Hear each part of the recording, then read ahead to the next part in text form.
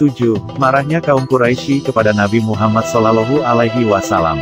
Kecintaan kaum Quraisy kepada Nabi Muhammad berubah menjadi kebencian, kedekatan menjadi sangat jauh, kebenaran Nabi Muhammad menjadi dusta dan semua yang dilakukan Nabi Muhammad menjadi bahan ejekan.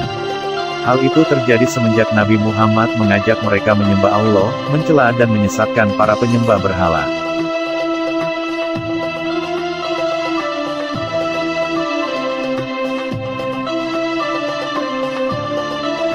Mereka datang ke paman Nabi Muhammad dan meminta padanya untuk melarang Nabi Muhammad melakukan hal itu.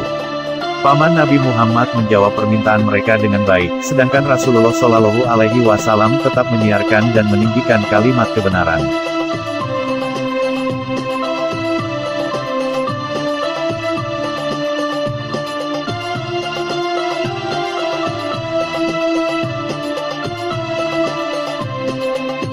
Ringkasan, tidaklah Nabi Muhammad Shallallahu Alaihi Wasallam menyesatkan dan menggambarkan mereka sebagai kaum yang tak terpimpin, melainkan karena mereka bertaklid yang salah, sebagaimana firman Allah, artinya, dan apabila dikatakan kepada mereka, ikutilah apa yang Allah turunkan, mereka menjawab tidak, kami akan mengikuti apa yang kami dapati dari leluhur kami.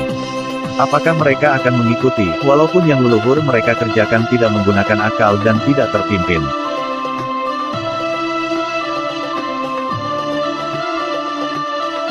8. Kedatangan kaum Quraisy yang kedua kepada Abi Thalib. Ketika kaum Quraisy melihat Nabi Muhammad Shallallahu Alaihi Wasallam tetap menyerukan ajakan berislam, dan melihat pembelaan dari paman beliau, pergilah mereka kedua kalinya kepada paman beliau. Mereka berkata pada paman Nabi Muhammad Shallallahu Alaihi Wasallam, kami tidak tahan pada cacian yang ditunjukkan ke leluhur kami, membodohkan dan mencela Tuhan-Tuhan kami, hendaklah engkau larang keponakanmu atau engkau izinkan kami mencegah dia.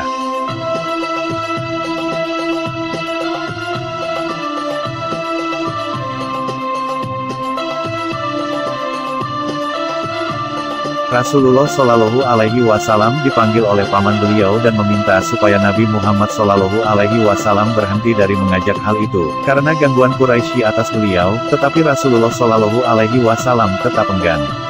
Nabi Shallallahu Alaihi Wasallam berkata, demi Allah sedikitpun aku tidak akan meninggalkan urusan ini, sehingga Allah memenangkan hal ini atau aku binasa karenanya.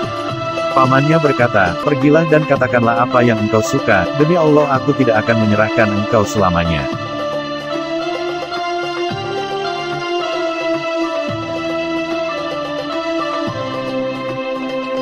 Catatan, demi Allah hai pamanku, kalau mereka taruh matahari di tangan kananku dan bulan di tangan kiriku dengan syarat supaya aku meninggalkan urusan ini, aku tak akan hiraukan itu sehingga Allah menangkan aku atau binasa karenanya.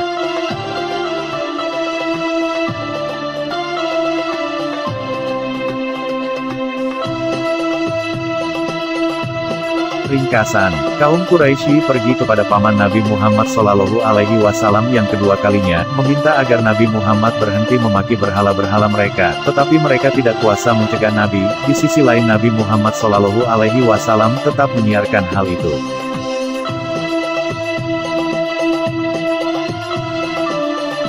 9. Kedatangan kaum Quraisy yang ketiga kepada Abi Thalib. Ketika kaum Quraisy tidak melihat Abu Thalib dan pergilah mereka kepada Umarah bin Al-Walid. Mereka berkata kepadanya, ambillah anak muda ini sebagai anakmu, dan serahkan kepada kami keponakanmu untuk kami bunuh. Paman Nabi Muhammad Shallallahu Alaihi Wasallam berkata, alangkah buruknya permintaanmu. Patutkah kamu memberikan anakmu untuk aku didik dia dan memberikan anakku untuk kalian bunuh? Lalu mereka kembali dengan tangan hampa, sedangkan Rasulullah Shallallahu Alaihi Wasallam tetap menyiarkan Islam dengan pembelaan pamannya.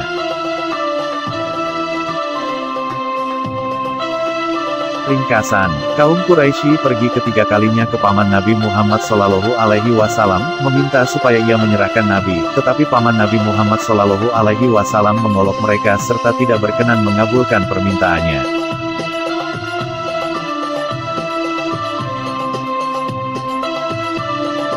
10. Gangguan kaum Quraisy kepada Rasulullah Shallallahu Alaihi Wasallam. Mulailah kaum Quraisy mengganggu Nabi Muhammad dan mengejeknya, terutama ketika Nabi Muhammad sholat, setelah mereka mendapati pembelaan dari paman beliau.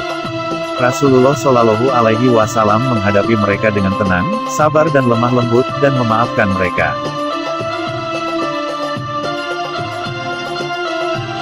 Orang yang paling aktif mengganggu Nabi Shallallahu Alaihi Wasallam: 1.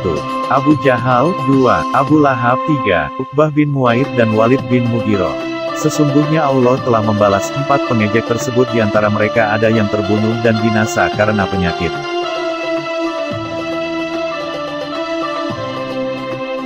Catatan, sebagian dari gangguan mereka, ketika Rasulullah Shallallahu Alaihi Wasallam sholat, mereka melarang beliau, sehingga Nabi Muhammad Shallallahu Alaihi Wasallam menggertak mereka dan mereka balas dengan berkata, "Apakah engkau menggertak aku, padahal aku orang kaya?" Lalu turunlah ayat surat Al-Alaq.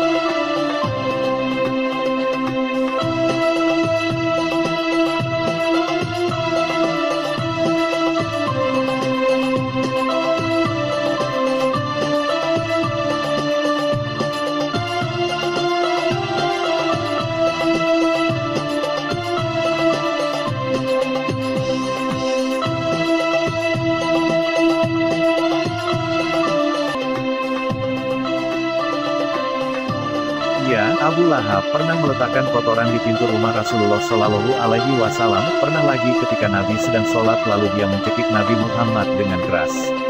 Dan datanglah Abu Bakar radhiyallahu anhu melepaskan sambil berkata, "Apakah engkau akan membunuh orang yang mengatakan Tuhanku adalah Allah, sedangkan dia datang kepadamu membawa keterangan dari Tuhanmu?" Dialah yang Allah firmankan dalam Al-Quran dalam surat Al-Mudaththir ayat 11.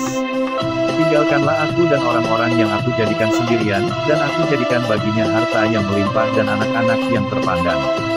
Sebagaimana firman Allah dalam surat Al-Hijr ayat 95, "Sesungguhnya kami pelihara engkau dari pengejekan-pengejekan itu." Ringkasan, kaum Quraisy mulai menyakiti Nabi Muhammad SAW, tetapi Nabi menghadapinya dengan tenang dan sabar. Musuh-musuh beliau adalah Abu Jahal, Abu Lahab, Uqbah bin Abi Muaid dan Walid bin Mughirah.